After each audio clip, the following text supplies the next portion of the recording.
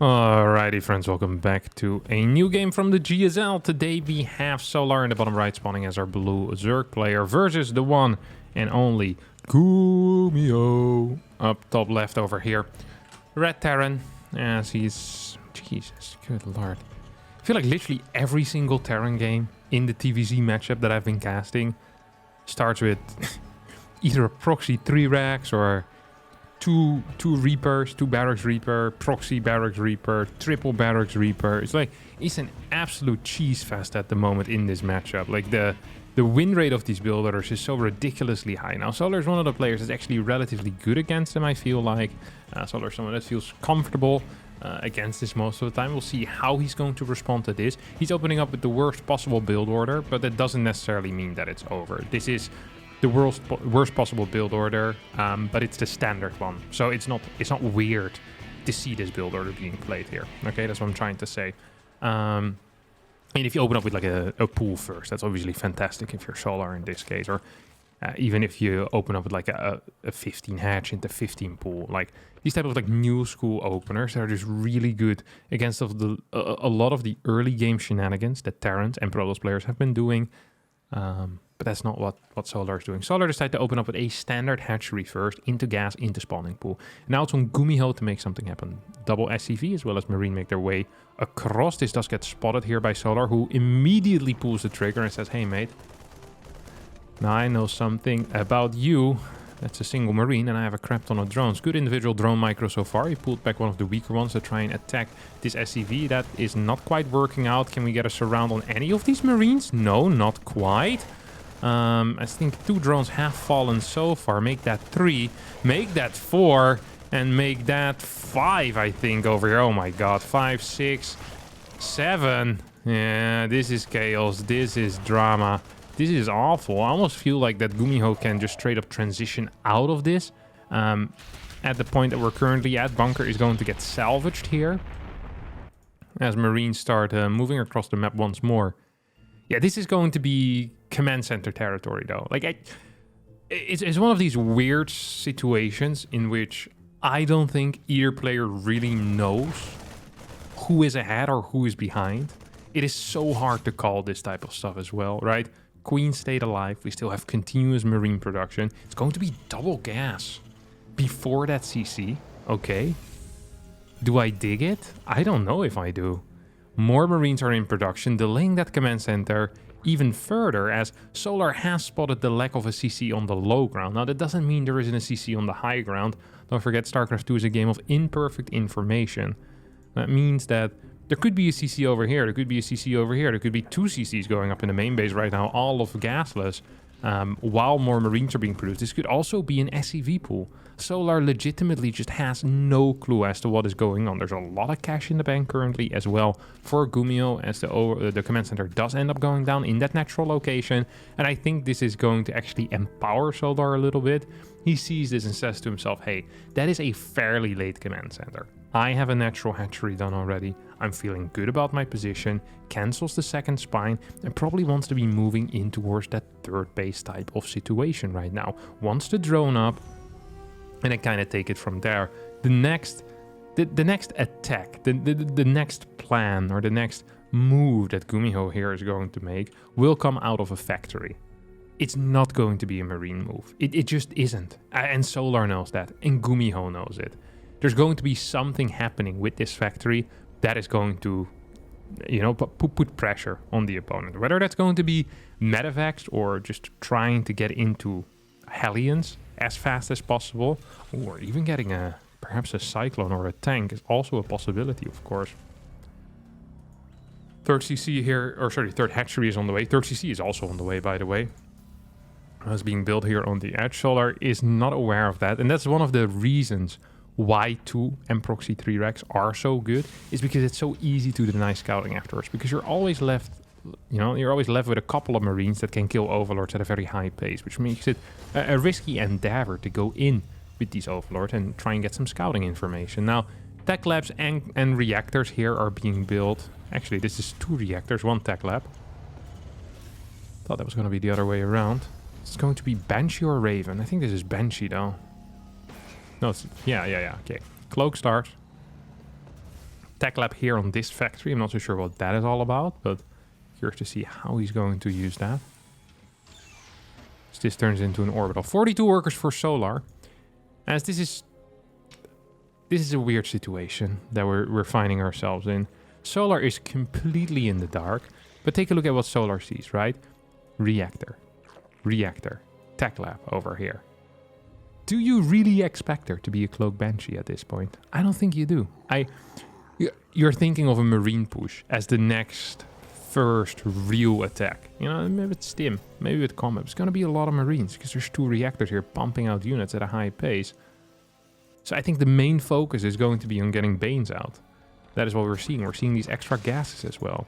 We have 1 spore on the way as well as a layer, so that means that detection is going to be available. He's just playing it safe. He's getting 2 spores. He's gonna get a 3rd spore down here as well. And I'm actually really digging Solar's position in this game right now. The follow-up after the first Banshee is going to be a Raven, as we see Stim being researched. Barracks 4 and 5 on the way. Overlord could come back to try and scout that, but of course it's a weird thing to scout because no one usually builds them over here. Now CC has landed, Solar is aware of that. Solar is in a fabulous position. Absolutely fantastic. Despite losing those 7-8 workers in the early game, I think he's navigated himself out of this pickle. Now, he was in a pickle, now he's not in a pickle anymore. That is significantly better. I much prefer not being in a pickle. If I were to choose, that is, of course. I feel like I've discussed this before, but the being in a pickle, I still don't quite understand what that is all about. No, he's in such a pickle. I think pickle might be the water, like the, you know, I think it's vinegar, right? That you put the pickles in. That stuff, that might be called a pickle. You know, so if you're in a pickle, you're in like sour waters. It's not good for you. But if you're into like the actual pickle, what we call a pickle nowadays, it's just a pickle. How could you be in a pickle? That makes no sense. It's kind of sick, by the way. You can see the reflection of the Banshee in the water. Like, this is the type of details I never noticed. But here's a... Like, it looks so sick. How is this game 13 years old? And you also see the shadow behind it, you know, and the waves are working on it. Freaking hell. That looks so cool. No? Maybe I'm just easily impressed as well. I am easily impressed, but I also find that fairly impressive, honestly. Creep spread here out of Solar is looking solid. Worker count for Solar is looking solid. Forward base for Gumiho is looking pretty okay. Double factories behind this. Pumping down, no. Oh, no. I picked the wrong game to cast, didn't I? The map is Grassvan. We're building tanks from 2 factories. And we're rushing into a forward base. I am afraid. I am so afraid right now. I'm scared of Gumiho just sitting back for the next 35 minutes and doing absolutely nothing. Just sitting at home and waiting for stuff to happen to him, then deciding to split the map because it is Grassvan. Stim forward. Combat shield is almost done, but not quite.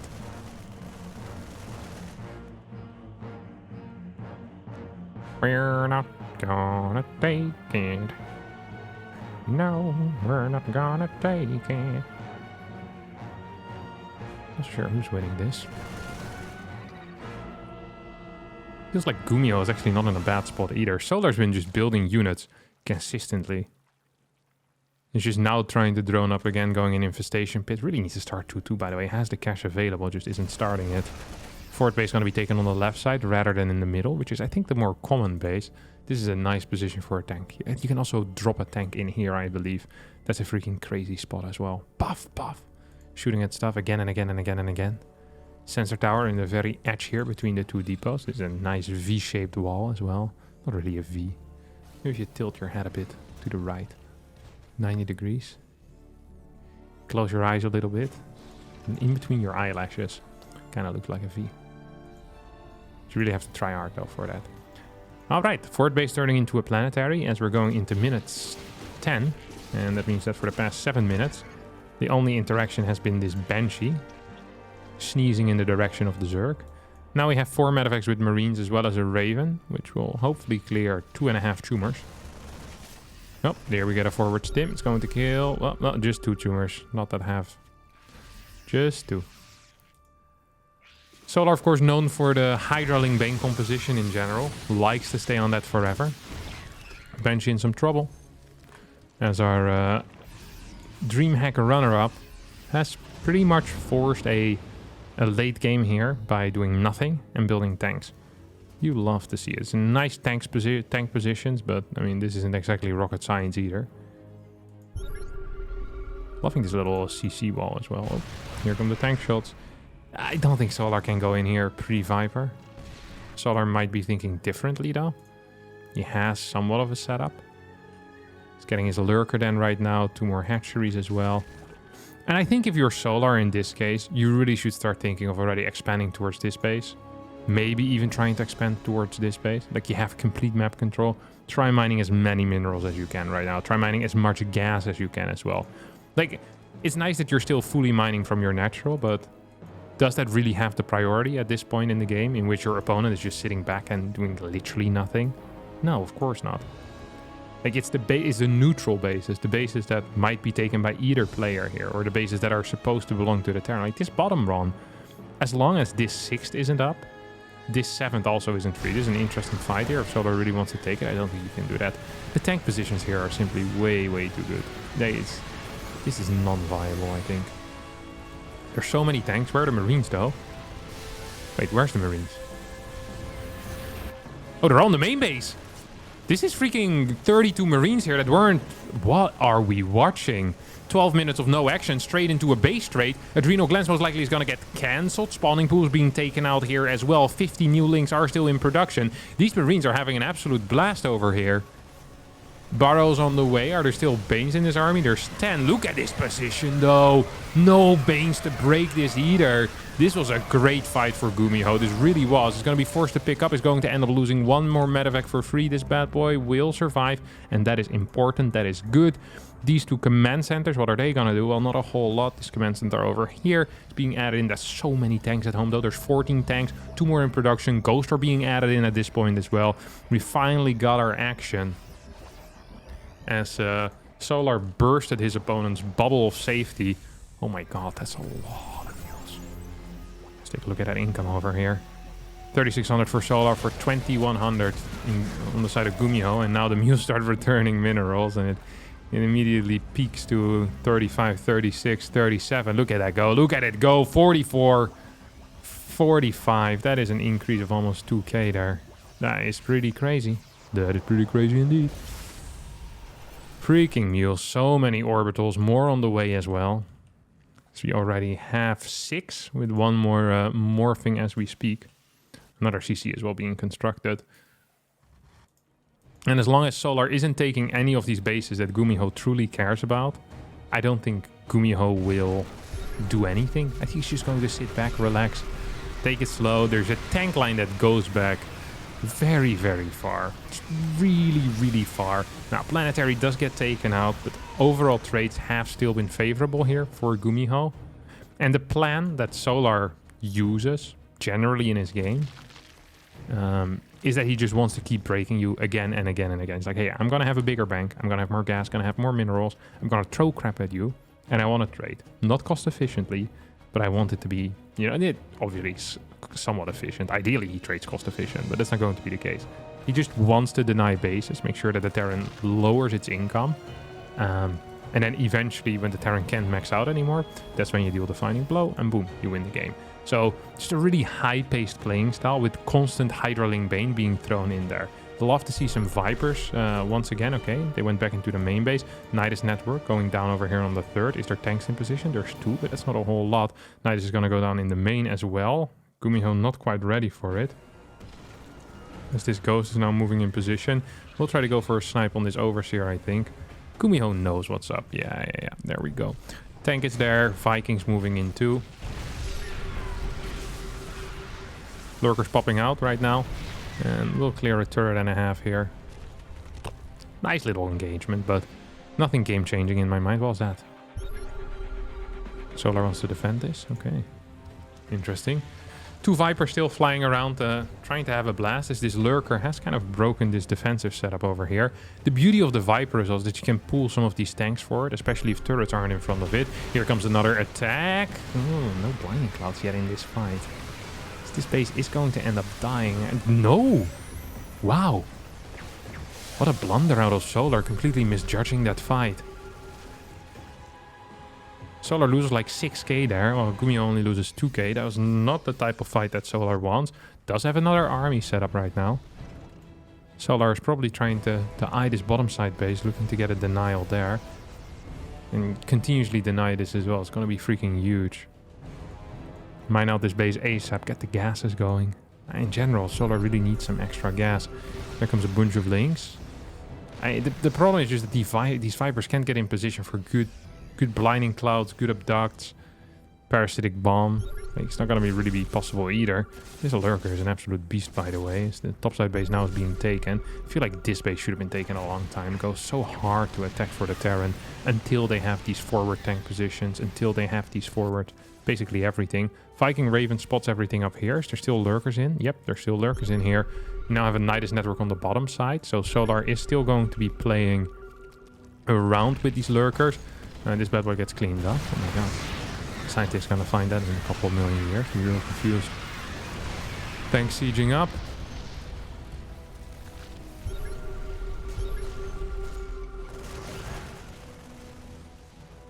Gumiho's kind of changing his priorities here. So saying, I really want to kill that base. That's somewhat important. Fungal's going to connect. That's big. Is there neural? There's no neural yet, but it's on the way. Here comes an abduct. Interference matrix gets cast, as well as the anti-armor missile on a lot of these links. Space is... Wait, is it burning down? No way. It's the final countdown. Oh, figures it out. Pulls a couple of SCVs, starts repairing it. That was really close, actually. That would have been scary. That would have been real scary. Nidus network over here hasn't really achieved anything yet. Solar should be... Yeah, okay. Now we're finally taking this base, but I feel like this is 7 minutes too late. He's had full map control the entire time. Like, surely it would have been better to take it while the Terran felt a lot less secure. Now Solar wants to get into Brute Lords already. And like, we're really entering that super late game stage. So many links in this composition as well. Really feels like at this point Hellbats would be a good addition into the army. This has been my main talking point as of late, is how powerful the Hellbat is. People don't realize it. They look at the Hellbat and they say, 100 mineral unit, how good can it really be? Right, what can it kill? Hellbat with +3, as well as Blue Flame, one-shot links in a nice little cone shape. A lot more painful than getting cones shot at you though. That'd be one hell of a spell as well. The cone shooter. That's what I thought is these bad boys are moving back. Orbital Command's in a bit of trouble with a high ground tank up here as well with 45 kills. An absolute gangster. 51 on this bad boy. Look at these. These guys are the absolute veterans of the scene. Madman back there. 28, 18, 14. This guy had 41, it said, right? 45, sorry. What about these guys? 9, 24, 30. Jesus. And this bad boy is going to get some action now. It's nice. As long as he doesn't die, that is, of course. This tank moving forward. 24 kill tank. Yikes. Stays alive for now. Go's going to get a couple of kills as well. Another very poor fight here for Solar, who's now trading in a 1-to-2 ratio. That is generally not considered very good. That creaking was not my bones, by the way. I'm not that old yet. It's just a microphone stand. I'm sorry if that sound annoyed you. It does annoy me, actually, so you're in good company. Now, a couple of Hellions indeed are being added in. This is now a pure ghost. This is basically a ghost mech army at this point, and that tends to be the ultimate composition for Terran in the late game. It does feel like Gumiho is honestly setting up for a winning late game as well, as Solar's just lost so much in these trades, right? He's going to need his opponent's base. Like, he can't just hope for it. He needs it. Now, these tanks are going to get taken out. Lurker plus links equals a lot of fun and a good time. Here comes an investor. That's a fungal as well. Pretty decently sized fungal. May I say? Yes, I may. Topside base once again trying to mine as this lurker is just chilling over here. Up top. How many lurkers do we have total? 2. 1. And then 1 in this bad boy. Ooh, that's an interesting nuke. Of course, Solar has some bad memories of nukes as he's walked in multiple over the past year and a half. Pretty significant ones as well. You know what's sick to do here? Take this SCV. Neural it. Start building your own ravens. I honestly think... Okay, I know it's kind of memeing, but if you get ravens yourself, or even if you manage to get Ghost out and you get EMP in your army, like that is freaking huge as a Zerg. Like, and all you need is to get 1 SCV, you get a command center, and you're Gucci. Now, it does take quite a bit of effort. It's easier with Protoss. Getting a Zerg mothership is relatively doable, honestly. I always wonder why Zerg never tried this in a real game. It's always people like me who have to innovate with that type of stuff. Oh my god, that's a lot of snipes. Like, all you need to do is take a probe, build a nexus, and then build one of your own probes, and you should be good to go. You know? Because then with the probe somewhere in the back, like over here, you start building your own base. Having a mothership would be freaking huge. You're just getting oracles as well. Like, it would be really nice to have. I mean, you're just playing 2 races at that point. You can just get the best of both worlds. Templar versus Templar. Nice little snipe. Kills an infestor. 2 ghosts go down. So actually not a nice little snipe. 19,000 resources lost on the side of Gumiho against the 37,000 on the side of Solar. Now, the past few minutes have been getting better for Solar, but he does not have enough to keep this base going. He cannot hold this position. He has 86 workers, which means his army supply is significantly smaller than his opponent's. This is not a good fight either. Thanks. Just sick job, honestly. 19, 11, 20, 16. This bad boy has 50 right now. What about this guy? 55. It's absolute gangster. 55. And he's close to the SCVs, which he can banter with. He's truly living the life.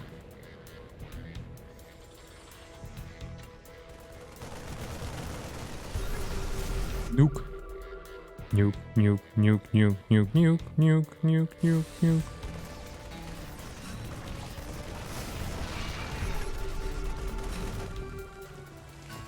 Once this base gets taken for Gumiho, I think that's a death sentence here for Solar, honestly.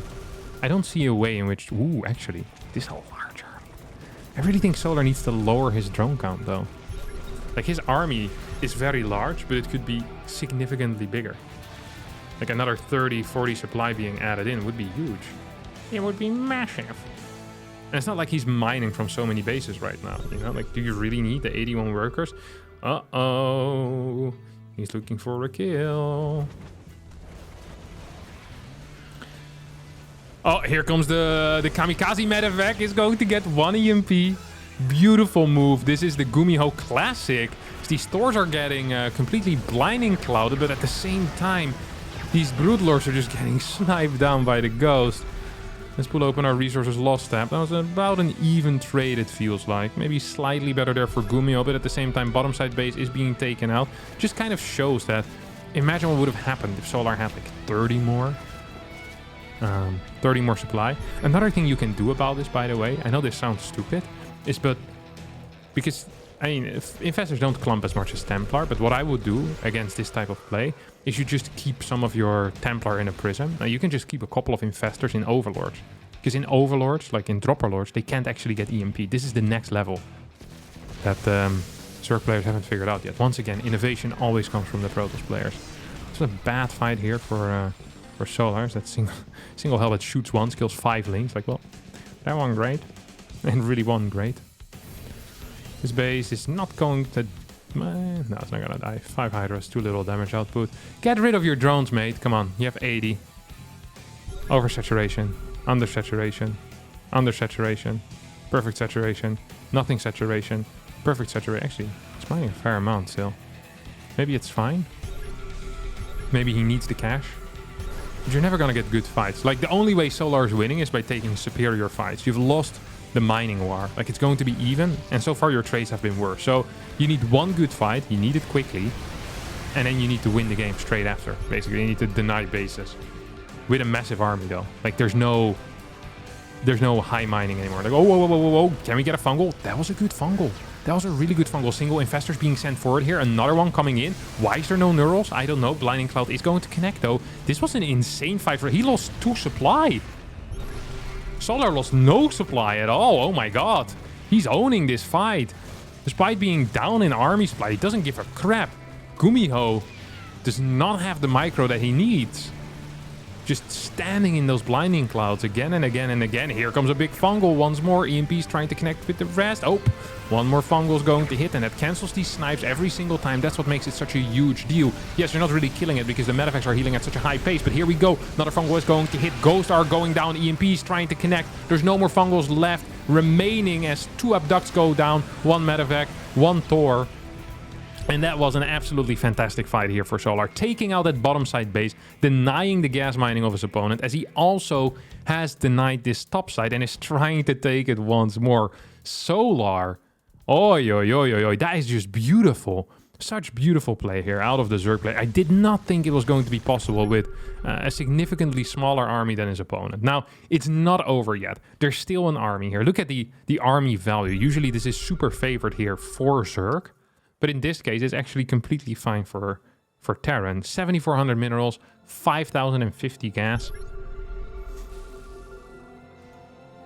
Solar now tries to take this base once more. I like that. +3 is about to finish up as well. Doesn't even have +3 range yet, by the way. These Hydras could have been hitting even harder. And Hydra does, goes hard already.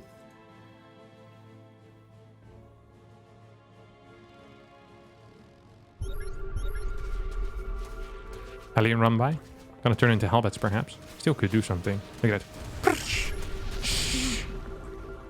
Only got like 5-6 kills. That's fine. Ooh, this is a scary fight. Liberator sieging up. Actually zoning out these, the fungal boys. Blinding Clouds. Nope. Okay, that's the Vipers. No Blinding Clouds. That means that the Thors are now in a good spot. They're gonna be capable of shooting wherever they are. Ghost trying to snipe from the side as well.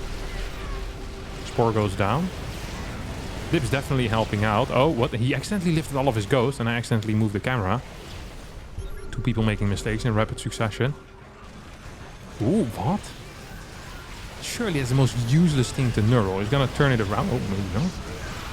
Poof! Starts fighting. I mean, he gets like 3 shots in, kills half a Thor, that's it. It's not entirely great. This was not a great fight, honestly, here for Solar, who isn't maxed either anymore. He's down 40 army supply. Bruising 2 Vipers, 2 more fungal boys. It almost feels like Gumiho here is on, on a winning push, the victory push. Like the victory lap, but better. Look at that. Shoot hatcheries down. Ghost count has diminished quite a bit, but perhaps it doesn't matter as these Thors are going pretty ham. Hellbats do get blasted, but there's still a lot of Hellbat production happening behind this. There's still 10 Hellbats remaining as well. So there's a bunch of regular Hellions. I think Solar might actually be losing this game right now. The Thors are dealing so much damage. Liberator not really providing any value. Tanks are okay. Army supplies 91 to 68. There's not a single... No, there's 1 Hellion. Needs to turn into a Hellbat because otherwise the Ling reinforcements could actually win the game here for Solar. That would be huge. Yep, there we go. It's going to turn into a Hellbat. It's so important that it stays alive here. So it just deals so well with these Lings. Thor still... I can't believe this fight. This is... How is Gumiho winning this game? This was unlosable here for Solar. Absolutely unlosable. Oh no.